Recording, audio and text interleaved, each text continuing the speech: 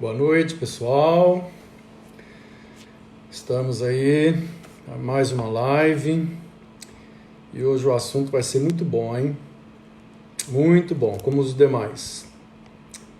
Eu quero agradecer a presença aí dos nossos amigos e a gente vai dar aqui uns 2 minutinhos, né, para o pessoal aí chegando na nossa live. Aí, o pessoal está chegando. Reverendo Silas, abraço, meu amigo. Deus te abençoe. Romilda, minha querida ovelha, Deus te abençoe. Vamos dar um tempinho aí, de 1 minutinho, enquanto o pessoal vai chegando, né, para participar dessa nossa live. E hoje eu vou abordar sobre o assunto guerra espiritual, o assunto batalha espiritual. É um assunto palpitante, um assunto vasto, né? Um assunto delicado, é um assunto que realmente a gente vai trabalhar algumas questões relacionadas. Existem livros e mais livros e mais livros a respeito aí do assunto. A gente vai pontuar, eu quero pontuar algumas questões que sejam interessantes para todos nós. Nassip está chegando, eu estou dando um tempinho de 1 minutinho e meio para, né? A Sabrina, boa noite, Sabrina, Deus te abençoe. Leonardo Fialho está aí. Deva Ludicelo, ele chegou ali no pedaço, hein? Boa noite, Leonardo, Deus te abençoe. Muito bem, meu irmão. Tá aí o Nassip também, né, Nassip? Deus te abençoe, viu? Então, a gente vai trabalhar essa questão aí da guerra espiritual. A verdade é que quando nós começamos a seguir a Cristo, imediatamente nós já entramos num conflito espiritual. E esse conflito espiritual, segundo as Sagradas Escrituras, é porque exatamente nós fomos resgatados do império das trevas, nós éramos escravos de uma dimensão, de um rei, de um imperador, que é chamado Império das Trevas na Bíblia, e servíamos aquele espírito através do nosso comportamento, através das nossas atitudes, através do nosso corpo. Nós oferecíamos tudo a ele, mesmo que inconscientemente. Muita gente não sabe, mas inconscientemente nós oferecíamos a nossa moral, nossa conduta, nossa vida a essa mentalidade cósmica, essa mentalidade do mal. E o apóstolo Paulo, na carta dele aos Efésios, ele aborda essa realidade dos cosmocratas, isso é, os governadores do cosmo. E lá no capítulo 6, nos versos 10 e 11, nós podemos ler. Antes da leitura, porém, eu quero agradecer a Denise, está aqui conosco, né, Beiço? Está aqui com a gente, também o Gustavo chegou aí. Boa noite, Gustavo. Deus abençoe a todos. Pois bem, quero convidá-los para participarem aí, dando a sua opinião, né, fazendo alguma pergunta, alguma dúvida que vai ficando aí, você possa também fazer a sua pergunta e fazendo também alguns acréscimos que você que domina o assunto pode fazer, porque isso é uma reflexão, evidentemente que ela está aberta.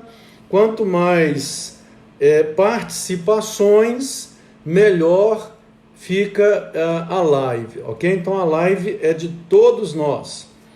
E o versículo 10 de Efésios 6 diz o seguinte: quanto ao mais, sede fortalecidos no Senhor e na força do seu poder, revesti-vos de toda a armadura de Deus, para poderdes ficar firmes contra as ciladas do diabo.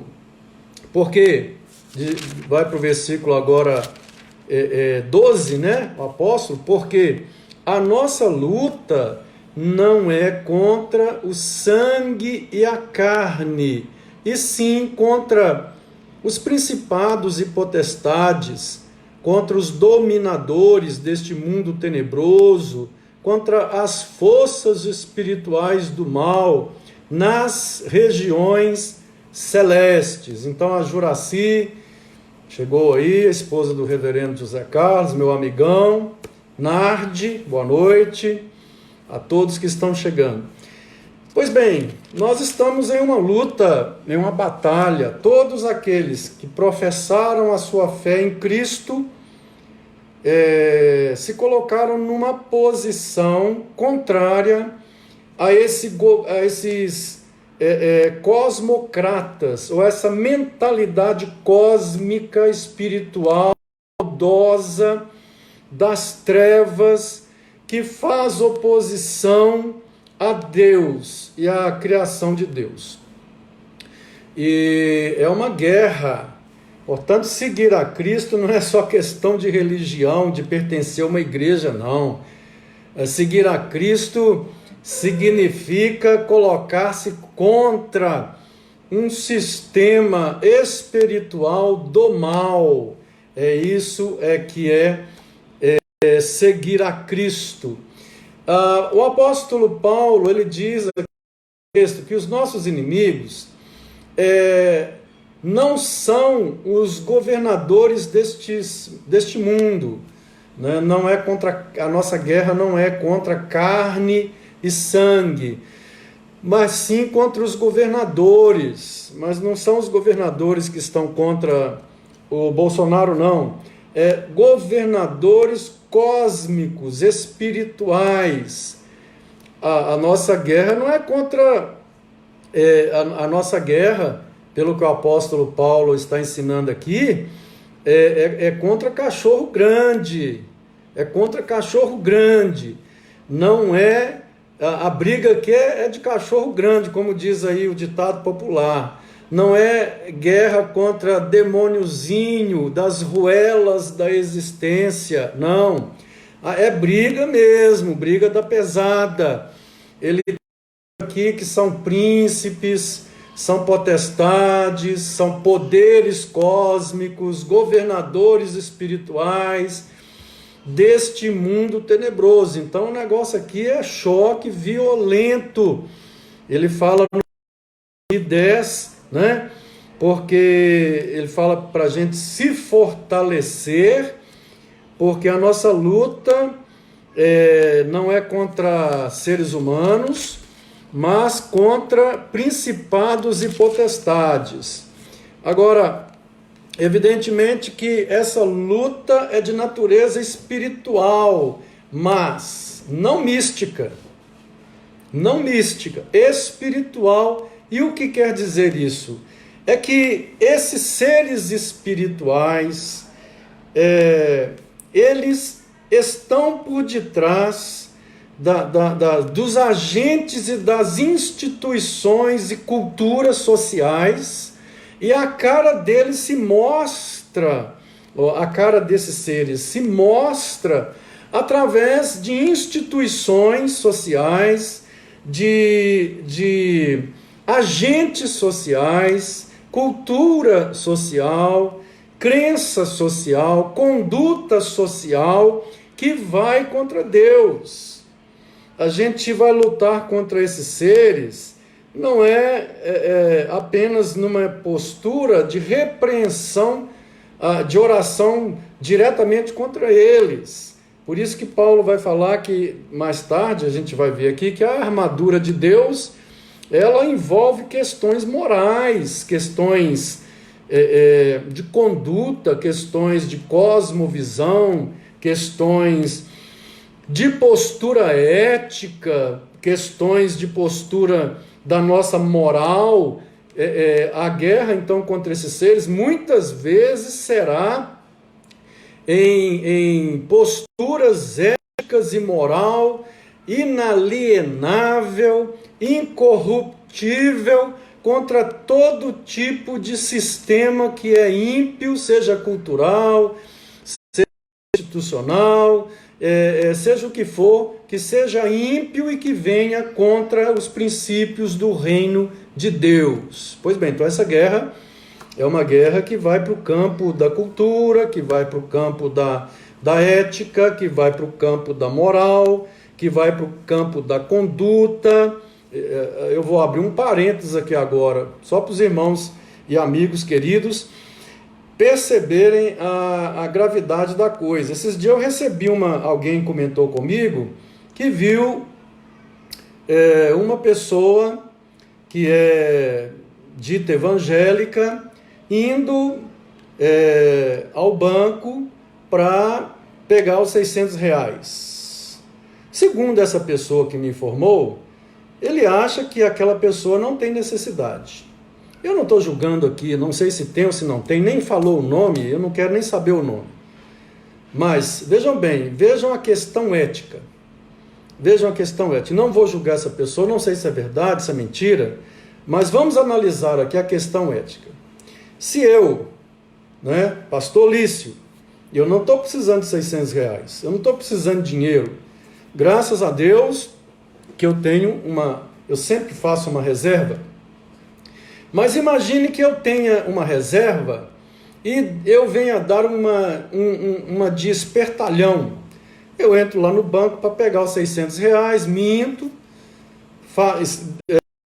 faço lá uma assinatura, um documento mentiroso, mais tarde isso vem contra mim, virá com certeza contra mim, e eu sou cristão.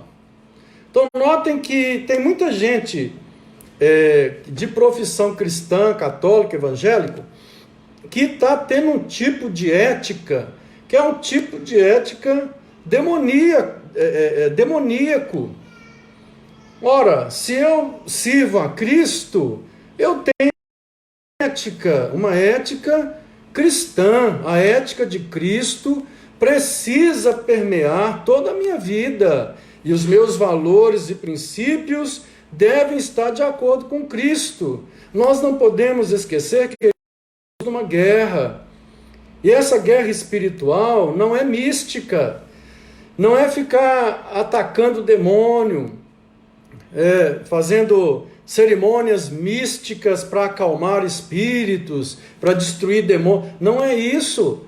Nós vamos ver aqui na carta de Paulo que as armas espirituais têm muito a ver com a nossa conduta moral, ética, de fé, de crença, de doutrina, enfim, está muito no âmbito da moral individual, familiar e social. Pois bem, apenas uma conceituação aqui do que Paulo está nos ensinando aqui nesse texto. Muita gente chegando aí, meu primo Arquimã Pires, grande abraço, primo, Deus te abençoe, viu? Maria José, Darli, Rosângela Carvalho, minha prima, pessoal de longe aí, Fabrícia Fernandes, foi minha aluna lá no Gamo, o sargento Evandro Ferreira, o Everton Paulo, Mila, sejam muito bem-vindos. Para quem está chegando agora, eu estou falando sobre guerra espiritual. Estou falando que aquele que é de Cristo, ele está envolvido numa guerra espiritual. No momento em que eu passo a seguir a Jesus, eu estou contra uma mente cósmica das trevas, da maldade que vem contra a minha vida, ok? Flávio Mota, Deus abençoe, irmão. Solange Damasceno. Pois bem, vamos continuar agora aqui, pensando o seguinte, né? Eu tenho aqui um comentário do reverendo Ronaldo Lidório, muito pertinente, que eu incluí nesse estudo. Ele fala o seguinte, ele fala que Efésios 12, capítulo 6, 12 e 13, que é mais ou menos o contexto que a gente está lendo aqui, enfatiza que a nossa luta não é contra sangue e carne, não é contra sangue e carne, que significa o conjunto das tendências humanas, mas sim contra toda uma nefasta manifestação espiritual do mal, tais como principados, potestades e dominadores deste mundo tenebroso. E logo após, exorta-nos a tomar a armadura, quer dizer, a panoplian, a palavra grega para armadura, que é proteção de Deus, para termos vitória até no dia difícil. Vamos analisar rapidamente aqui algumas palavras desse texto. Primeiro, Paulo fala de cilada. Cilada. Ele diz, quanto ao mais, fortalecidos no Senhor e na força do seu poder, revestivos de toda a armadura de Deus, para poderdes ficar firmes contra as ciladas do diabo. A palavra cilada é a palavra metodeia, de onde vem a nossa palavra método. Essa palavra ela tinha um uso militar, métodos para vencer o inimigo. Satanás, o príncipe das trevas, ele tem com todos os seus príncipes e governadores cósmicos, ele tem métodos para nos derrubar. Então Paulo fala que a gente precisa estar firme no Senhor para não cair diante das ciladas ou dos métodos da metodeia de Satanás. E então, vejam bem, ele fala que a nossa luta não é contra carne e sangue. Agora, o interessante é que a palavra luta no grego é a palavra palé. E ela não se refere a uma luta de arma do soldado romano com o outro soldado, não. Ela se refere a uma luta de ringue. Ela se refere a uma luta de corpo a corpo. Eram lutas de espetáculos que eram dados. E a pessoa, corpo a corpo, a missão do lutador é derrubar o outro. É como no judô, por exemplo, no judô hoje, tem que derrubar o outro e deixar o outro completamente sem resistência alguma. Essa é a palavra que Paulo usou para essa luta. Então, cada um de nós está numa luta corpo a corpo com o inimigo, ou seja, através da nossa natureza pecaminosa, que ela por si já é inimiga, seja o mundo, que por si, o sistema mundano, alienado de Deus, contra os valores de Deus, contra os princípios de Deus, é o inimigo, seja um espírito. Tudo isso é o arcabouço do inimigo que Paulo está falando aqui. Paulo está chamando de príncipe, principado, potestade, que trabalha na mentalidade do mundo, está trabalhando na mentalidade do mundo. Então a palavra luta, palé, significa corpo a corpo. Isso nos lembra que todos os dias nós vamos lutar contra o pecado, contra a injustiça, contra as coisas que desagradam a Deus, contra nós mesmos. O nosso maior inimigo é a nossa própria natureza, e às vezes até diretamente contra espíritos de demônios que vamos nos deparar com eles. A outra palavra que aparece aqui no versículo 12 é a palavra principado, que vem de arché, do grego arché, e significa, tem vários significados, quer dizer primeiro, arché quer dizer primeiro, mas lá no grego de Strong, o significado dessa passagem é o primeiro lugar, principado, reinado, magistrado. Significa autoridade, aquele que está acima, aquele que tem autoridade para governar.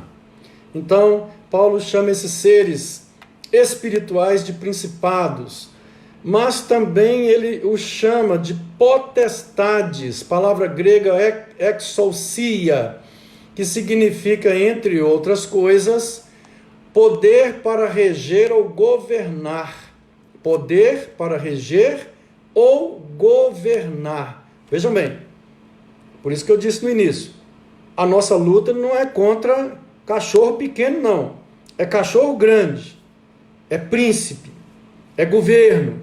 Eu não estou falando de governo humano, eu estou falando de governo.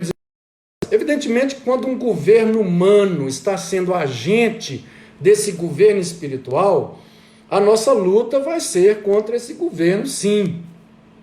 Não com armas de fogo, não com a guerra tradicional, mas com as armas espirituais, que eu vou falar daqui a pouco sobre elas.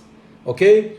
Porque tanto as instituições sociais, como a cultura, como os agentes sociais, eles podem sim encarnar essas forças espirituais, eles podem estar a serviço dessas forças espirituais e estarem promovendo todo tipo de engodo, de farsa, de engano e de corrupção na sociedade. Então a luta espiritual, ela vai tomar uma dimensão histórica e social, sim, e cultural, sim. E é por isso que há choques culturais entre a cultura judaico-cristã e a cultura pós-moderna. Por quê? Porque por detrás dessas culturas existem forças espirituais, mentalidades espirituais diferentes, que se chocam não só no mundo espiritual, mas também se chocam no mundo social. Então há choques sociais devido a essa diferença de mentalidade. Agora, o ser humano, ele é responsável diante de Deus pelas suas atitudes e ações. Um indivíduo que se coloca aberto para influências malignas, que usa o seu corpo de conformidade com esses cosmocratas espirituais, e que usa a sua boca, o seu dinheiro, a sua moral é de acordo, que a sua vida é uma vida de mentira, e inclusive Jesus falou que esses seres, eles são o pai da mentira, não há verdade neles, não há interesse com justiça e verdade, é próprio dele mentir, desde o início ele mente, ele é o pai da mentira. Então, se o indivíduo oferece a sua vida à mentira, oferece o seu corpo à imoralidade, oferece a sua mente, o seu dinheiro, o seu tempo, se torna um indivíduo obtuso, obsedado com uma ideia que é rebelde a Deus, a mentalidade de Deus, não é o diabo que vai ser responsável. Muito embora quem está por detrás fazendo a mente da pessoa são esses cosmocratas.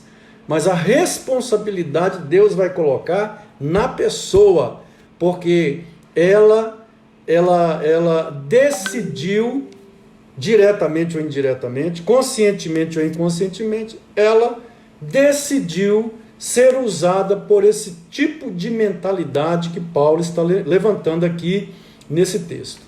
E ele continua dizendo que a nossa luta é contra os dominadores deste mundo tenebroso. Quer dizer, a palavra cosmocrator no grego, ela significa, é um termo que se refere a grupos de estratégias helênicos que reuniam-se durante épocas de guerra, sentados em uma mesa redonda, com o objetivo de estudar as informações e traçar planos de sabotagem contra o exército inimigo.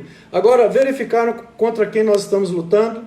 Dominadores deste mundo, ou cosmocrator, a palavra que Paulo usa, são estrategistas de guerra. Agora, você vai servir a Cristo e vai entrar numa guerra sem nenhum discernimento espiritual, achando que tudo é natural, que tudo é legal, que tudo está numa boa, que não é preciso se preparar, nem conhecer a palavra de Deus, nem ter discernimento. Então aguarde um pouco que eu vou entrar mais profundamente neste assunto aí. Paulo continua falando sobre, ele diz que estes dominadores, os cosmocratos, eles são dominadores deste mundo tenebroso. Vejam bem o adjetivo que ele dá aí a este mundo. Ele fala que é um mundo tenebroso. A ideia de tenebroso é algo que não tem luz. São seres que estão completamente destituídos da luz de Deus. Portanto, eles só fazem o mal. E eles só inspiram o mal e a rebelião na humanidade.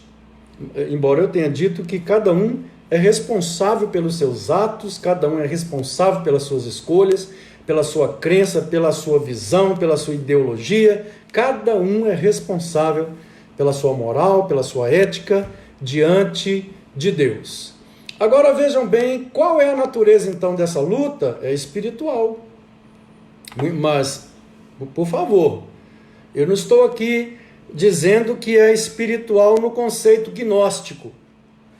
Porque o conceito gnóstico, espiritual, é só algo que transcende e não tem nada a ver com o mundo no qual nós vivemos. Não.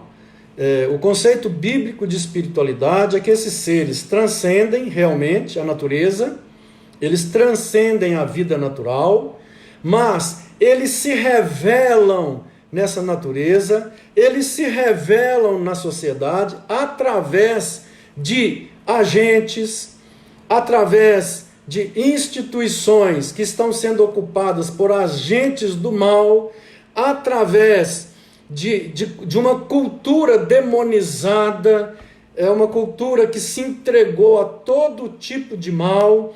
Então a cara deles fica muito bem conhecida, tanto no mundo cultural, político, moral, religioso, ético e comportamental, econômico, enfim, de uma sociedade humana. Pois bem, quais as táticas estratégicas? Uma vez que a palavra cosmocrator quer dizer estrategista.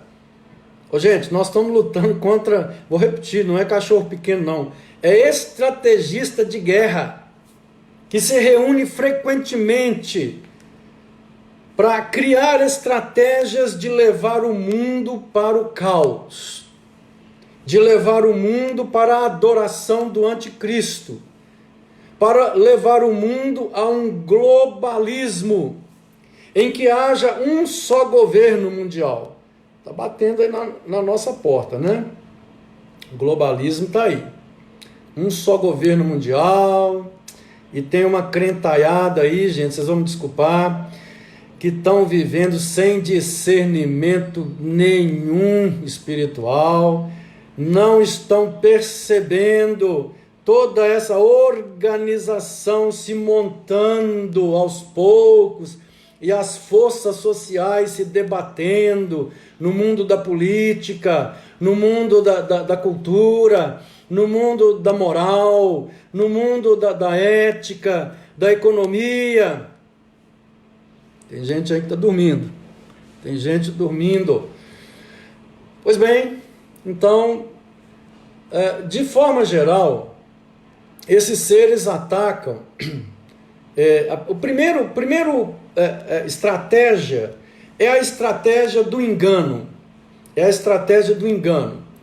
Então, eu separei 3 textos bíblicos, só para os irmãos verem E o que me chama muita atenção é Apocalipse 12, 9. E eu vou ler aqui. Vejam bem, e diz assim que Satanás, né, referindo-se a Satanás, e foi precipitado o grande dragão, a antiga serpente, chamada o diabo e Satanás, que engana todo o mundo. Ele foi precipitado na terra, e os seus anjos foram lançados com ele. Olha aí. Aqui diz que Satanás, ele é perito em enganar. Cosmocratos, quer dizer estrategistas de guerra. Ele é perito em enganar, em seduzir e enganar. Agora o interessante é que esse engano de Satanás, ele não se faz conforme o folclore aí popular. Tem gente que chama Satanás de capeta, né? Tem gente que acha que Satanás é um bicho chifrudo, vermelho, com um tridente na mão e um rabão de todo tamanho. Outros o desenham como bode. Ô, gente, que é isso? Isso é folclore. O apóstolo Paulo diz que é um anjo. É um anjo que, para enganar, ele se transforma naquilo que nós idealizamos que é o mais bonito e lindo. Ele consegue se transformar naquilo que em nosso subconsciente e até no inconsciente coletivo da estrutura social, aquilo que nós achamos que é o mais belo e lindo, ele se transforma nisso. Ora, como é que ele não pode enganar? Apocalipse diz que chegará o dia em que ele será lançado no lago de fogo, no dia do juízo, e diz que ele será lançado, o diabo, a antiga serpente, o dragão, né? Olha a expressão, o dragão, que engana todo mundo, será lançado no lago de fogo, e diz que ele engana a todo mundo, ele é perito em enganar. E é interessante que a Bíblia, ela nos compara, a nós humanos, com ovelhas, mas ela compara esses seres aí com serpente, ela compara com dragão, né? Ela usa esses termos aí para esses seres cosmocratas. E por que a Bíblia nos compara com ovelha e não com serpente? De vez em quando há umas raças de víboras, né? Mas em geral nós somos chamados de ovelhas. Por quê? Se nós fizermos um estudo sobre a ovelha, muito embora ela tenha uma capacidade de destruir aí pela a cabeçada, mas é um animalzinho mais indefeso talvez que exista, é a ovelha. Enxerga muito pouco, ouve muito pouco, ela tem, enquanto um urso, por exemplo, tem uma capacidade de sentir, né, de olfato, até de dezenas de metros, quiçá centenas de metros, a ovelha ela tem um olfato terrível. E é por isso que muitas vezes o lobo chega, ela não sente o lobo chegando. É um animal que enxerga pouco, é um animal que não tem presas, não tem garras, ela não tem, salva o poder da cabeçada e da chifrada dela, mas os outros sentidos são péssimos. Por que a Bíblia usa a metáfora da ovelha para se referir a nós e a esses seres espirituais? Ela usa a metáfora da serpente ou do dragão. Dragão é poder, serpente é astúcia. Então eu vou ler mais 2 textos aqui. Jesus falando agora com os religiosos da época dele, ele diz: vós tendes por pai ao diabo, que quereis satisfazer os desejos de vosso pai. Ele foi homicida desde o princípio e não se firmou na verdade, porque não há verdade nele. Quando ele profere mentira, fala do que lhe é próprio, porque é mentiroso e pai da mentira. Olha aí, pessoal. Olha, se nós vivemos num sistema mentiroso, um sistema social mentiroso, um sistema político mentiroso, um sistema cultural mentiroso, em que o que vale é alcançar os nossos fins, por isso verdade e mentira, a ética situacional é essa, verdade ou mentira não tem critério absoluto, se vai atingir a finalidade, se a verdade, né, se o que é o que é, se é o que é, ou se a verdade ela vai atingir, me fazer atingir o meu objetivo, então ela serve.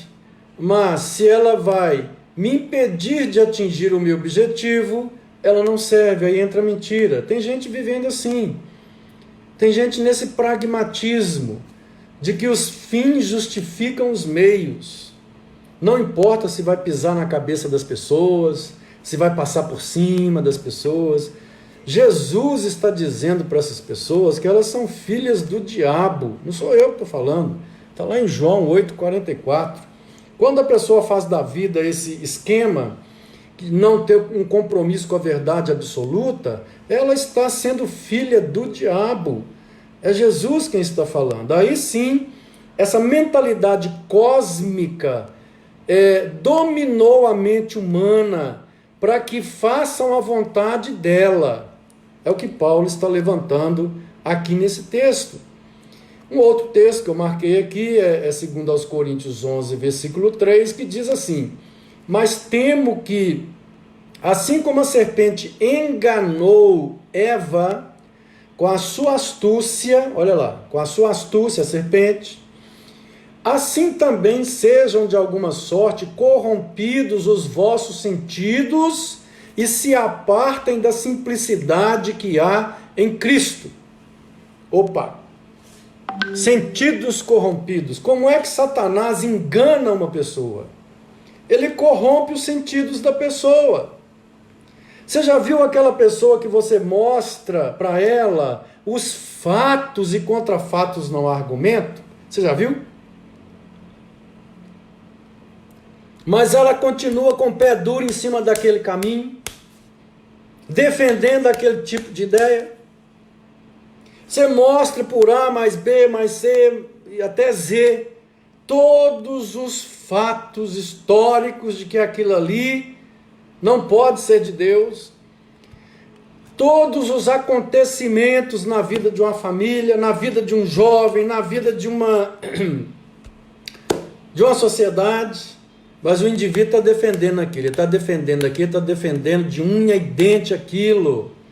Ora, meus diletos amigos, irmãos, Paulo chama isso daqui de laço.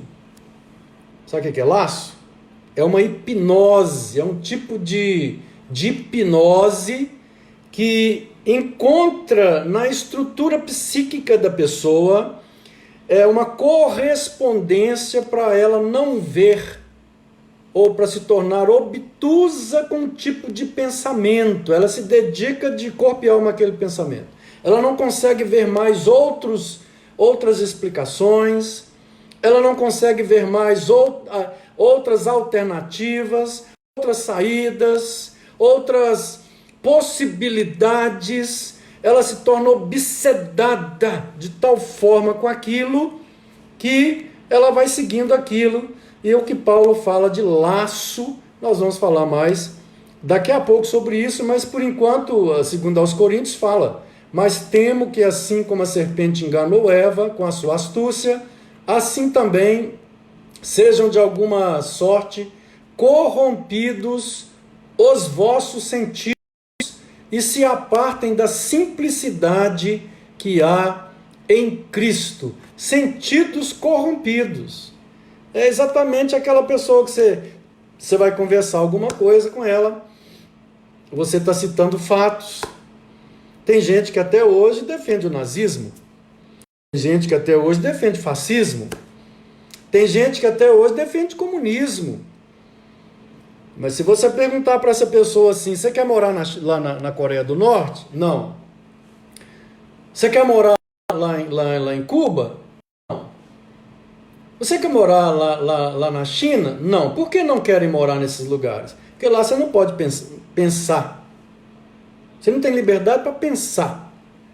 Eles estão vigiando até o que você pensa. E se você falar alguma coisa que vá contra o sistema, você perde pontos na política social de empregos, determinados empregos, você não tem mais. Se você persistir, dependendo do grau de pensamento seu, de capacidade que você para refletir a outras pessoas, você pode até receber a visita da polícia inteligente que vai te levar da sua família e sua família nunca mais vai te ver. Esses lugares você não tem direito de ir e vir, você não tem direito de pensar, você não tem direito de falar, você só pode falar aquilo como a vaquinha de presépio. Os mais antigos conhecem a vaquinha de presépio, só isso. Então, determinadas pessoas até hoje defendem o comunismo em países democráticos, mas não querem viver lá. Agora você fica tentando entender, se não querem viver lá, por que querem que o país se torne comunista, igual ao outro? Aí você entra em parafuso, porque o que tem na cabeça dessa pessoa? Não é razoável, não está dentro da razão, não está dentro da razoabilidade. É o que Paulo está falando. Eu dei um exemplo aqui no mundo ideológico, mas existe um exemplo no mundo moral, no mundo cultural, em todos. É o que Paulo está falando aqui, que é um tipo de em 2 Coríntios 11:13, corrupção dos sentidos. A pessoa não consegue se libertar daquela obtusidade. Ela está tão obsedada que aquilo se torna, na verdade, a verdade plena da vida dela. Ela só vê aquilo. É um problema espiritual. Não são pessoas loucas, não são pessoas descompensadas, não são pessoas doentes, mas são pessoas que precisam da nossa oração para que sejam libertas aí dessa primeira estratégia desses cosmocratas. Primeira estratégia desses cosmocratas. Então Paulo está falando ali aos Efésios. Para quem está chegando agora, eu já estou caminhando aí para mais da metade, chegando ao fim. Paulo está dizendo para nós, quanto ao mais, sede fortalecidos no Senhor e na força do seu poder, Efésios capítulo 6, versículo 10, revestivos de toda a armadura de Deus. Olha lá, hein? Toda a armadura de Deus, não a parte da armadura não, toda a armadura de Deus, para poderdes ficar firmes contra as ciladas do diabo, porque a nossa luta... mas eu não acredito, eu sou cristão, mas não acredito em diabo. E meu filho, então, está na mão dele. Esses que não acreditam estão na mão, né, dessas mentalidades cósmicas, espirituais. A nossa luta não é contra carne e sangue, não é contra ser humano, no primeiro momento, né, a não ser que se tornem agentes dessas mentalidades cosmocratas. Mas Paulo diz, mas a nossa luta é diretamente contra os principados e potestades. Nossa luta é contra governo, é contra rei, é contra príncipe, seres poderosos.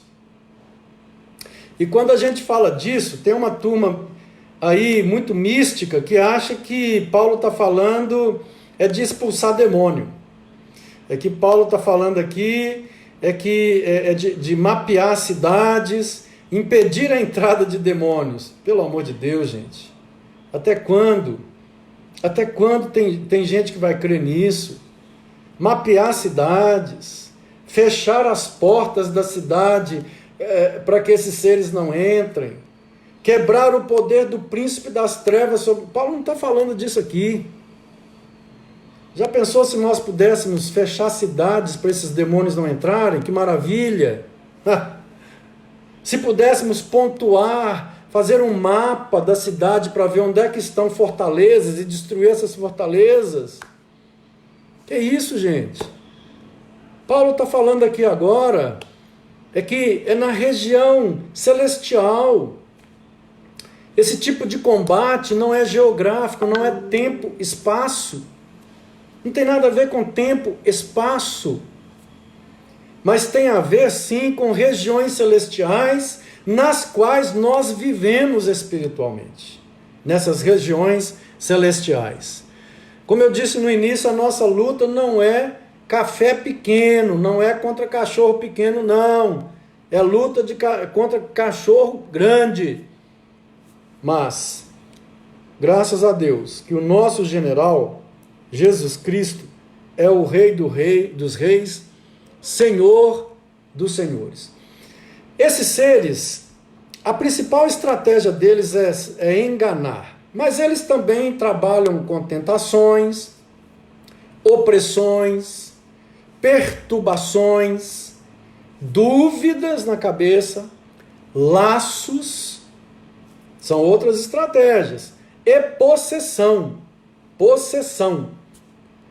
Mas, geralmente, esses que ficam possuindo corpos aí, são demônios de categoria baixa.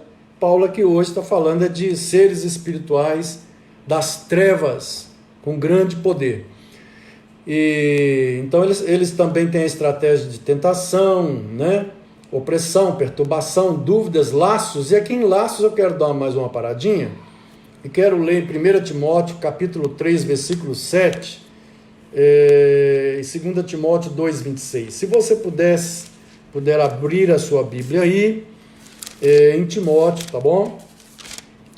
1 Timóteo capítulo 3, versículo 7, que vai dizer assim: pelo contrário, é necessário que ele tenha bom testemunho dos de fora, a fim de não cair no opróbrio e no laço do diabo. Ele está falando aqui do diácono, para que o diácono seja alguém que tenha um bom testemunho, para não cair no laço do diabo. Ô Sabrina, eu estou lendo aqui que você está falando que a internet está caindo muito, mas aqui hoje está bom, tá boa, tá? Pode ser aí na sua casa, querida. E o que vai me interessar mais, 2 Timóteo 2,26, eu peço que atentem bem aqui para 2 Timóteo 2,26, porque diz assim, olha, 2,26, esse aqui é muito importante, e a gente pode puxar do 24 até o 26, e diz assim: ora, é necessário que o servo do Senhor não viva a contender, e sim deve ser brando para com todos, apto para instruir, paciente, disciplinando com mansidão os que se opõem, na expectativa de que Deus lhes conceda não só o arrependimento para conhecerem plenamente a verdade, mas também o retorno à sensatez, livrando-se eles dos laços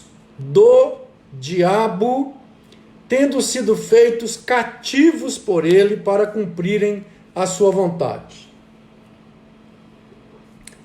Existia um grupo de pessoas dentro da igreja cristã primitiva, ensinando doutrinas heréticas, falsas.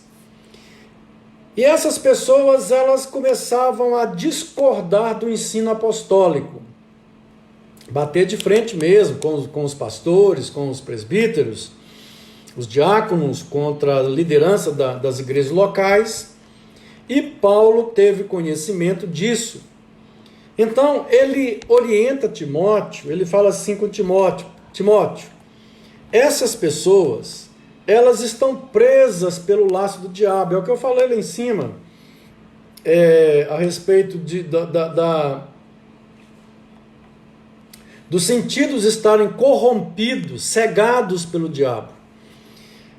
E Paulo fala assim: Timóteo, é necessário que não entre em contenda, não entre em discussão com essas pessoas, não vai levar a nada. Quando uma pessoa está assim, Não tem como discutir, ela não tem mais, não é que ela ficou doida, nem doente, nada não, mas ela está presa espiritualmente. Ela não consegue ver, perceber, ter discernimento. Então Paulo fala, olha, vamos sair da via da discussão, do debate, e é necessário que haja com muita mansidão e disciplina esses que se opõem, orando por elas, na expectativa de que Deus lhes conceda não só o arrependimento, para conhecerem plenamente a realidade, a verdade, mas também o retorno à sensatez. Olha aí, o retorno à sensatez, livrando-se eles dos laços do diabo, tendo sido feitos cativos por ele para cumprirem sua vontade. É uma questão de laço. E aliás ele fala laços do diabo, não é isso?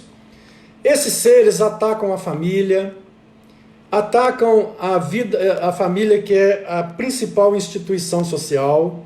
Eles querem destruir as famílias, atacam a relação pais e filhos, porque ele sabe que destruindo a família ele vai conseguir destruir a igreja e a sociedade. Ele ataca as igrejas com heresias, com falsos profetas. Ele levanta falsos profetas para criar falsas igrejas, falsos evangelhos, falsas mensagens. Ele ataca os homens em geral, ele ataca o sistema político, e aliás é o sistema que ele mais ataca, é o sistema político. Ele ataca os corpos humanos, e então Paulo vai nos dizer no capítulo 6, qual é a vitória nossa sobre esses seres.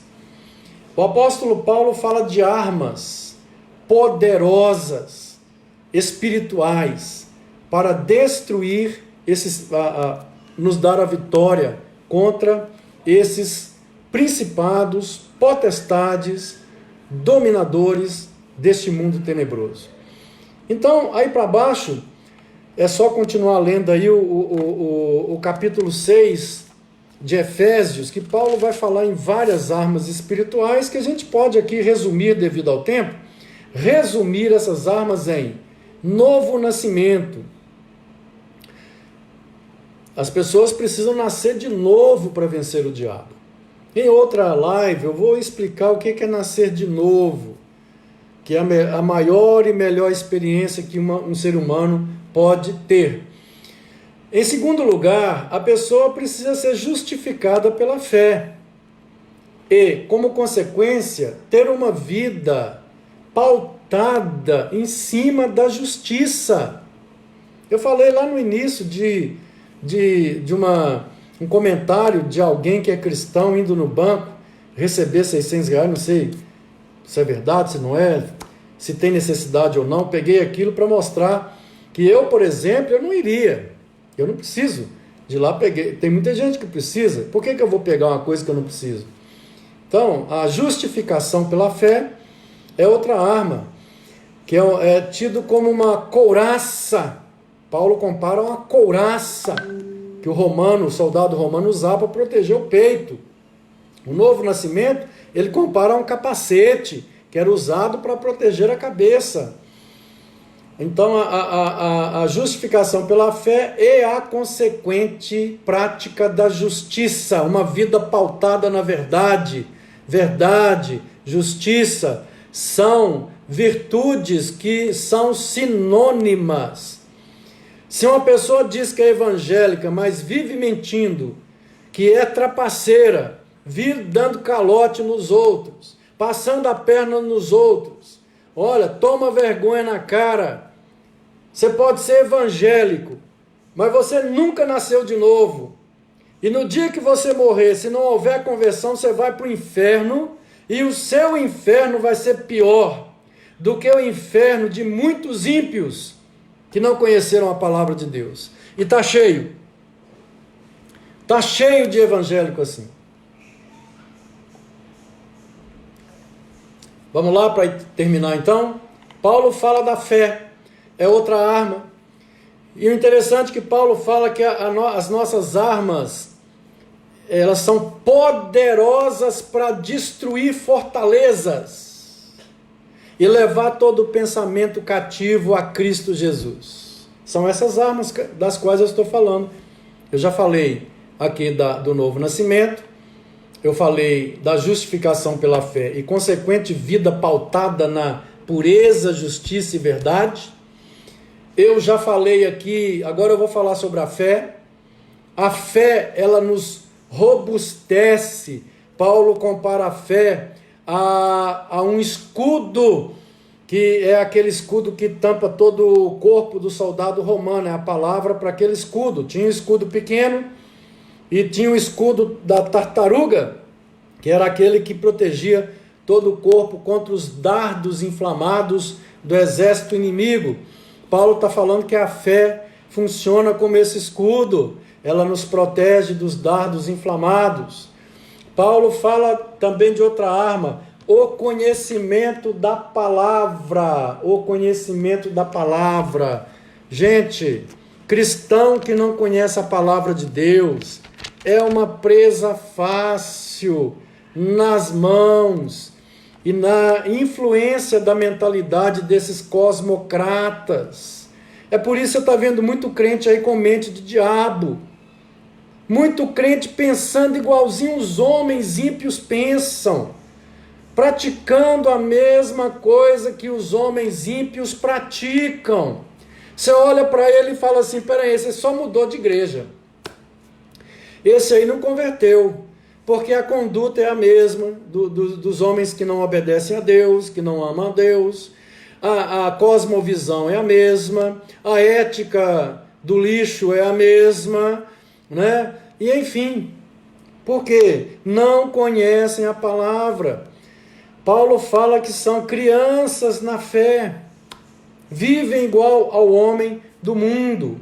Então, é preciso ter conhecimento e vivenciação da palavra, porque eu vou dizer uma coisa, olha, conhecer a palavra de Deus e não viver outra coisa, é melhor não conhecer. É melhor não conhecer, porque o juízo será maior sobre aqueles que conhecem a palavra de Deus.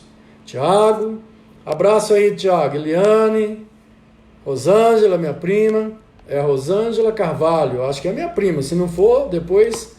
Mas vai um abraço para a Rosângela, ok? E o Mauri, obrigado, Mauri. Pois bem, outra arma que ele fala é oração e jejum. Oração e jejum. Armas poderosas. Oh, maravilha, hein? Daniel era um homem de oração. Um homem que orava 3 vezes ao dia. E aquele homem mudou um império. Através dele, Deus mudou um império. O Império Babilônico, o maior império daquela época. Um homem que era íntegro, justo, verdadeiro, puro. Que tinha um cargo político altíssimo, mas não se deixava corromper. E não abria mão. Até que fizeram uma armadilha para ele. E fizeram com que o rei decretasse uma pena capital contra Daniel. Se quiserem conhecer mais a história, leiam lá na palavra de Deus. E a outra arma é a congregação, é congregar.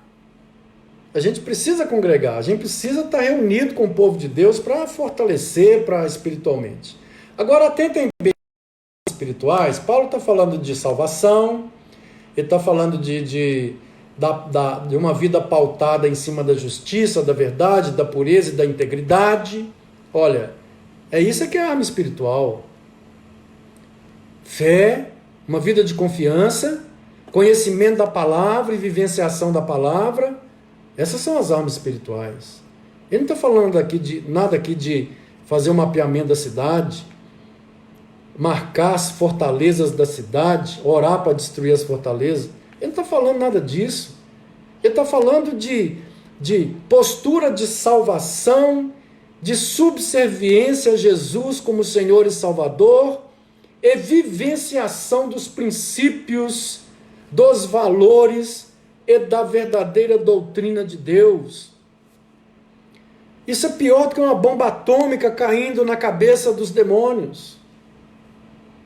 Um homem ou uma mulher íntegra, santa, que conhece a doutrina da palavra e vive, é o pior inimigo que o diabo pode ter nessa guerra.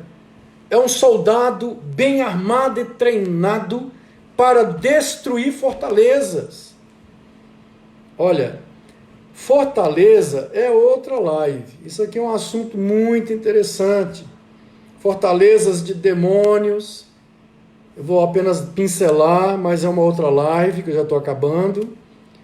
Fortalezas podem ser instituições sociais que foram completamente tomadas por filosofias, princípios, valores do mal. Pode ser uma cultura que está revelando profundamente uma influência diabólica e já é tão poderosa aquela influência que se torna numa fortaleza. Vai ser assunto de outra live. Por enquanto, nós vamos encerrando o papo de hoje, falando que a nossa guerra espiritual não é contra o vizinho, não é contra o professor, nem o presidente, nem contra o político, mas a nossa guerra é contra seres espirituais, mentalidades cósmicas da maldade que trabalham no mundo através da mentalidade de homens que se tornam agentes deles, para fazerem a vontade deles. Enquanto nós estivermos aqui na Terra, nós teremos que lutar dia a dia contra esses seres, que se manifestam de 3 formas. Primeiro, através da nossa própria natureza, que é o principal aliado desses seres. Essa natureza humana, que a Bíblia chama de velho homem. Segundo, o mundo ou a cultura de uma sociedade alienada de Deus. Terceiro, esses principados e potestades que continuam influenciando mentalidades para que condutas sejam modificadas, criadas para afrontar a Deus e a santidade de Deus. Eu concluo dizendo o seguinte: essa é uma guerra renhida, é uma guerra que nós não podemos brincar, nós não podemos brincar, é uma guerra séria. Muitos soldados de Cristo têm ficado para trás, têm caído, não têm suportado porque não estavam bem armados. Mas eu quero dizer uma coisa, é uma guerra que já foi vencida pelo Senhor Jesus lá na cruz do Calvário. Eu vou terminar falando isso. Jesus já venceu essa guerra por nós, para nós. Então é uma guerra que nós já sabemos o fim dela. Isso não elimina as batalhas. Teremos que lutar cada batalha contra o pecado, contra a iniquidade social, contra todo tipo de mal. Mas é só lá na frente que nós sairemos vencedores, porque Cristo já venceu o diabo e todas as suas tropas, principados, potestades, poderes, dominadores, cosmocratas. Cristo venceu na cruz do Calvário e a nossa vitória está em Cristo, em andar com Ele, em tê-lo como nosso Senhor e Salvador, em servi-lo, em nos consagrarmos a Ele. É assim que Ele nos faz participar da sua vitória. Eu quero agradecer a todos que participaram, que Deus abençoe ricamente aí a vida de cada um, e que no domingo de manhã, quando estivermos aqui com a próxima live, eu não sei ainda o título dela, o tema, você possa estar aí. Eu quero pedir a todos vocês que assistiram, que compartilhem essa live com um amigo aí no Facebook ou no YouTube, vai ser colocado lá, e que peçam para que essa pessoa compartilhe com mais um. Vamos fazer uma corrente para que essa live, essa mensagem que abençoou a minha vida, e tem certeza que abençoou a sua, possa chegar ao máximo de pessoas possível, para que a palavra de Deus chegue a essas pessoas. Tenham uma boa noite, que Deus abençoe.